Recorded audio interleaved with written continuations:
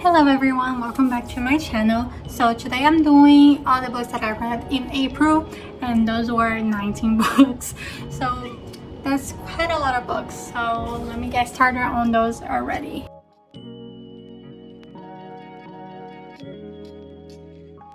The first book I read this month was My Body by Emily Ratajkowski. I'm pretty sure I messed that up again.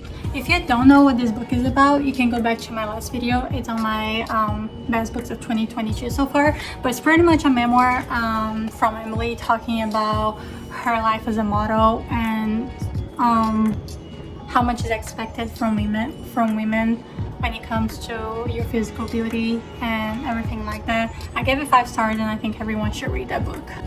The next 2 books that I read was Heartstopper Volume 3 and 4. I gave them a reread before the TV show came back. And this is about the 3rd time that I read all these books. And I don't think I have anything else to say about Heartstopper besides if you haven't read Nick and Charlie's story yet, you should probably pause and go read right now and then come back and then we can be friends. The next book that I read was Crazy Stupid Bromance. It's the 3rd book in the Bromance book club series, and I really love this one because it was friends to lovers romance, and that's one of my favorite ones. I gave it 3.5 stars if I believe. So it follows Noah, which is the nerd of the group, the computer tech, and his best friend Alexis. And on the last book she kind of came out with sex scandal against, who was it against a very famous chef, and she's kind of like dealing with all of that, and Noah really helped her through all of this, so they became best friends. So this book just follows their friendship turning into a romance, and I just thought it was really sweet. The next book that I read was It Happened One Summer by Tessa Bailey, and it was another romance. A little bit steamier as Tessa Bailey's books tend to be. I really like this book. It was kind of inspired by Schitt's Creek with the whole story from Alexis. Oh my god, did I just forget the Schitt's Creek character name? Anyway, you know who I'm talking about. I don't know that one. I wasn't talking to Alexa. Anyways, I'm not sure if it's supposed to be enemies to lovers because they really don't like each other in the beginning, but then Brandon kind of like is trying to convince her for them to go out and date because he kind of really likes her. And his ex-wife died 7 years prior, so Piper is really the only girl that he's got an interest in. And yeah, I don't think it's an enemies to lovers. I don't know what I would qualify this as, but I gave that book 3.75 stars. I really liked it. I listened to it in one go, and it was just a really sweet ending book.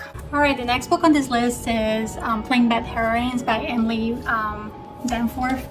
And I really love this book. I read it on my Kindle and it took me forever to finish because it is quite a long book, but I am so glad that I did. It is a sapphic book. It follows 2 different timelines. The one is in 1902 when 2 girls that were dating, they end up dying in a very bizarre way in the Brooklyn School for Girls, and they used to date each other. And then it follows another group of people, 3 of the Playing Bad Heroines, that they're actors. Well, one of them wrote a book and about the happenings at Brook Hunt, and a century later they're kind of recording a movie about it, and they go to the Brook Hunts and weird stuff start happening again. It's supposed to be a horror book. I didn't get that scared, but it's definitely like a little bit creepy, especially when it comes to the Yellow Jackets.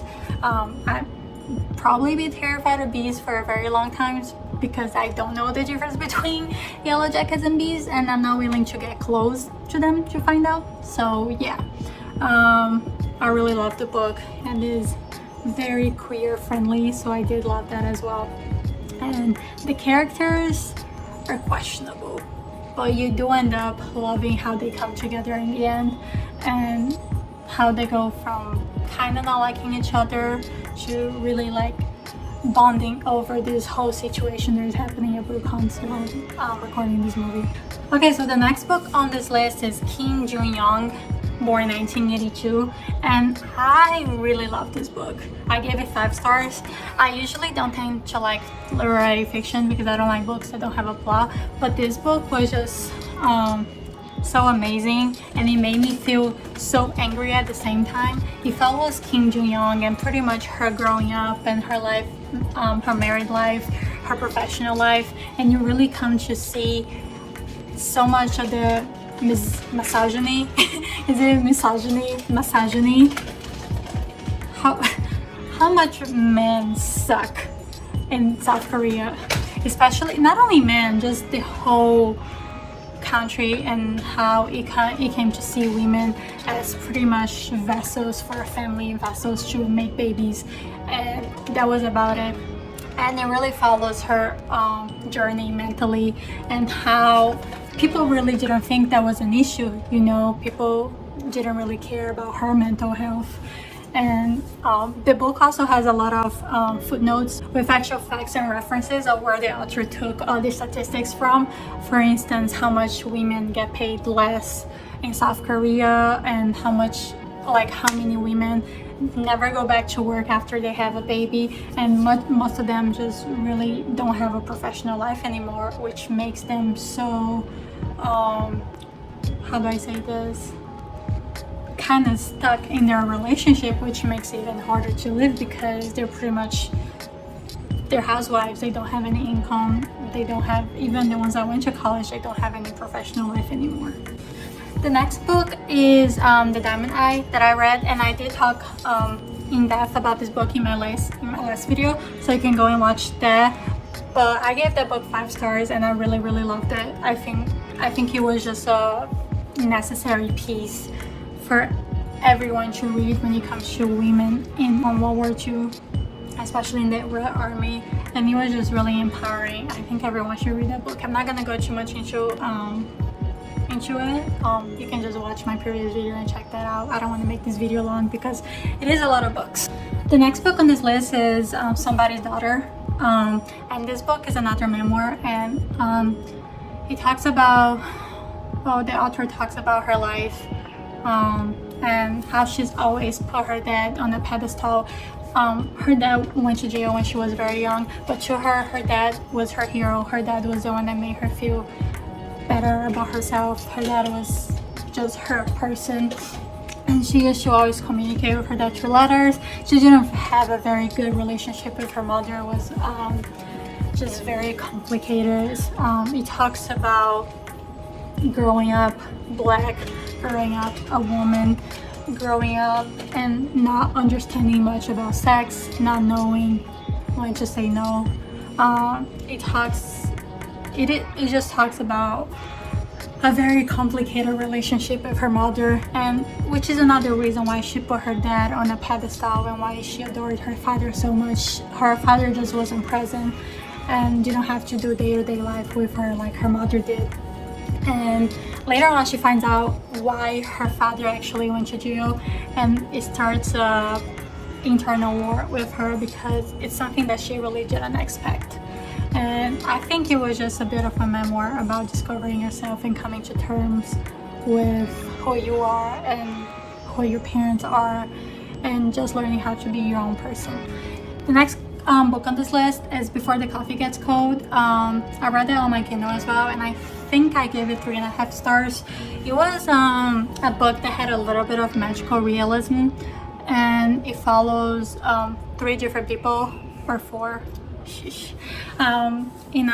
It followed 3 different people, and they go to this coffee shop, and the premise of this coffee shop is you can go back in time before the coffee gets cold, pretty much.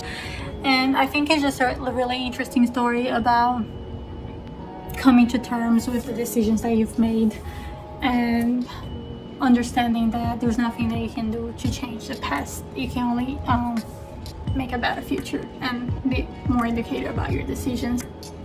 The next book is European Travel for the Monstrous Gentlewoman. Questionable. But this is the third book on the Athena Club series, and we're reading them for the Citadel. I don't want to say much about this book because it is the third one in the installment, so you should probably read the other ones. But this book has a lot more, like a lot of different characters that come up from well-known horror series, including Dracula. So that was pretty interesting. I did give this book 3 stars because it was awfully long, and I don't think it needed to be that long, to be honest. Once I got to the middle, I needed that book to be over. But I think there's only one. Is this book the second one or the first one?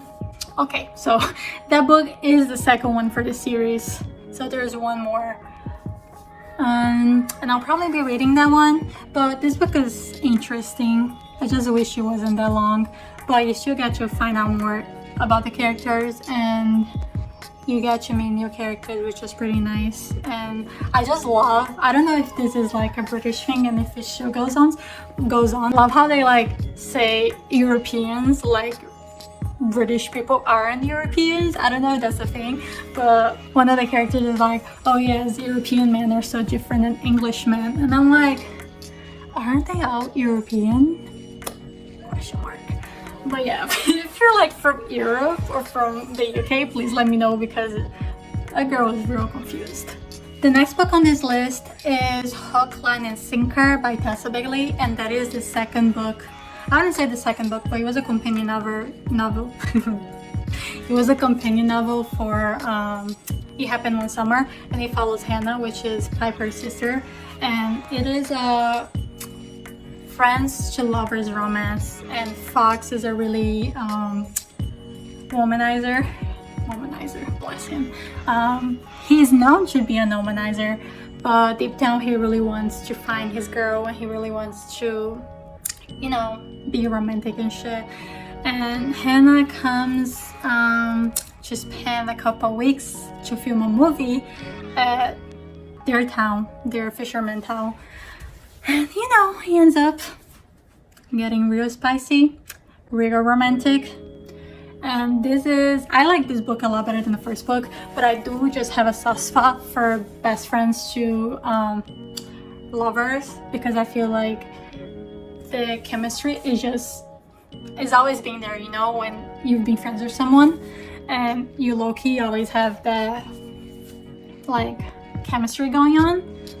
Is one of my favorite tropes of all times. So the next book in this list is Easy Beauty, and this is another memoir. I did read a lot of nonfiction this month. Jesus. It's another memoir, and the author, she was born with a congenital disease, so it pretty much just explores her life and growing up with this disease and being an adult and just the hardships of it. And I think the beginning of the book is pretty much her and her 2 friends, and they're discussing if her life was worth living. For instance, if her mother knew when she was pregnant of her condition, if she should abort or if she should have the baby. One of her friends said that she should have been aborted because she's pretty much living her entire life in suffering, you know. And I feel like that was just a really dang way to open up a book, you know. And it just goes so much in depth about it. She's a college professor, and it also goes into the way that her students treat her, and she's also a mother, and the way that she's seen in correlation to her son and how her son sees her. And I really like this memoir. I give it 3.75 stars. It's definitely worth a read. My name is Luna. My name is Luna. Want to say hi, Luna? The next book on this list is the Book of Cold Cases, and I read that for Katie's Patreon. It was her pick of the month, and that was just a very interesting book. I thought it was going to be a thriller, but it ended up being more of a horror book, which I still digged, besides the fact that I only found out it was a horror book when I was reading in the middle of the night. I was really scared, so there's that. But it pretty much also follows two different timelines. One is from Beth, and she was accused of killing 2 people actually, and it pretty much just follows her story. She was named the Lady Killer. And then the second timeline is she I'm sorry, I don't know how to say her name, but it follows her story, and she's obsessed with true crime, and she has a website called the Book of Cold Cases, and she's very obsessed with the lady killer. And one day when she's working, she works in a hospital, and Beth is one of the patients, so she sees that as her opportunity to follow her and try to get an exclusive story of what really happened, if she really did kill those guys or if somebody else did it. So it gets very creepy, and it has like a very like paranormal sense of it. So yeah, it's a very good book. The next book is Before the Devil Breaks You, and this is the third book on the Diviner series. I'm not gonna go into too much detail about it, but pretty much stuff happens. The diviners try to find out what's happening. I fell even more in love with Henry, and that's all. Please read the entire series. Actually, I'm very scared to read the fourth book because I hear it's not one of the best books in the series, and I really love the third book, so I don't want to hate the series because of the last book. So I'm not sure, but I really need to know what happens next and who the main character ends up with. The next book that I read was Disclosed to Okay, and it's a very messed up story about this therapist that one day she's just driving and she sees this one guy trying to kill himself by jumping off a bridge, and she stops and takes him out for coffee, and she's pretty much like treating him as a client but without telling him. So she's pretty much trying to therapize him, but she's also like really messed up, and she just went through a divorce, and they kind of end up being attracted to each other. Luna, stop trying to eat the camera. Luna! But yeah, they end up getting attracted to each other, and this guy, he's not really who he says he is, so there's a little like mystery element to it, and when you do end up finding out, there's a lot of drama that goes into that. I thought it was a really good book. I gave it 4 stars. It is very good with brief descriptions and depression and everything like this. The next book that I read was a poetry collection called Depression and Other Magic Tricks. I gave it 2 stars. I don't know how I feel about poetry collections because it's hard to rate a poetry collection because they do have a lot of poetry that do apply to me and it makes me feel something, but they also have like different other poetry that I really could care less about it. So overall, I don't think it was a bad book. I don't think she's a bad poet, but there was just very few pieces that I could actually identify to. So I'm not sure if that's a fair rating, but that's my rating. The next book that I read was Birthday Girl by Penelope Douglas, and it is another romance. I really liked that book for some reason. Like, I liked it but didn't at the same time. It pretty much is like follows the story of this girl and that ends up falling for her boyfriend's dad. Well, she falls for him after they broke up already. So she ends up falling for him and he ends up falling for her, and she's 19, he's 38. So but I'm not sure, like, I liked it. I'm not sure if I only liked it because of the very steamy scenes, but I don't think their relationship was toxic. I think it was a very good representation of a healthy relationship. He was very good about respecting boundaries, and so was she, especially when she was with her ex-boyfriend. It was his son, and you just get to see how much she's been through at such a young age, and he kind of like feels for that, and they end up getting very close, you know, and it was a nice relationship. I'm not sure, like, realistically if that would have been the best relationship for real life, given that he's so much older than her. I'm not saying it couldn't happen, but I just feel like a 19-year-old that's still in college has just so much more of living to do that a 38-year-old already did. I don't know, I'm not gonna slander the age gap romance. The last book that I read this year was The Assassin's Blade by no one other than Sarah J. Maas. Yes. So I will be starting the Throne of Glass series, and that was the first book that I chose to read, which is the Throne of Glass novellas. And I just loved and fell in love with Selena Sordotian so bad. I think she's an amazing female lead, and I can't wait to see more of her. That book definitely pulled my heartstrings, and Got me crying at midnight, but you know, am I still gonna read the rest of the 7 books? Absolutely. Am I going to cry in all of them? Given it the Sarah J Maas series, I will be crying in all of them. So I'm here for suffering. I love suffering. Suffering is amazing. I'm fine. Everything's fine. Anyways, these are all the 19 books that I read this month. Well, last month in April. There was a lot of books, and I hope this video I hope this video doesn't end up being freaking 100 hours because I don't feel like editing all of that. So if you like this video and if you like me, please make sure to subscribe and like this video. Make sure to watch the other 2 videos that I put up, and I'm excited to hear your comments and see what is your favorite read from April so far. Bye, have a great week.